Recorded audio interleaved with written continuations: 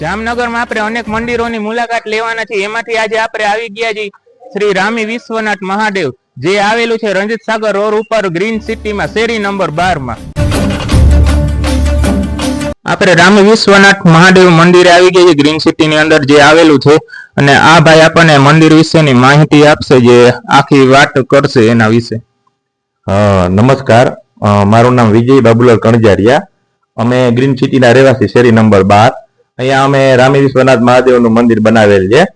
એ આજથી 14 હું છે ને જ્યારે 14 વર્ષનો હતો ને ત્યારે મને સપનામાં આવ્યું હતું કે અહીંયા મહાદેવનું મંદિર બનશે ને અહીંયા એક નાગ છે ને એ ફીણ ચડાવીને બેઠશે। તો એ બધી વસ્તુ છે ને હકીકત થઈ, અને જ્યારે આ મંદિરની પ્રાણ પ્રતિષ્ઠા થઈ ત્યારે પણ મને એ રીતના સપનામાં આવેલું કે જ્યારે મહાશિવરાત્રિના આની સ્થાપના થશે ત્યારે જ્યારે ઈ સર્પ છે જે નાગ દેવતા એ તમારા પગ આગળ આવશે તો માનજો કે આ મંદિર ની પ્રાણ પ્રતિષ્ઠા બરોબર છે એમ।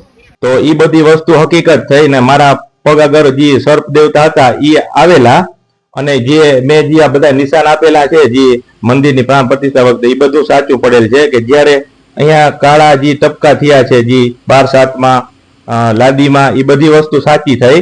અને નાગ નાગીન પણ અહીંયા છે ને આપણે વર્ષોથી આવે છે, એ પણ વસ્તુ સાચી ચમત્કારિક વસ્તુ છે।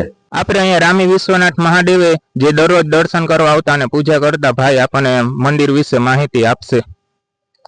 મહાદેવ और भारत माता ની જય।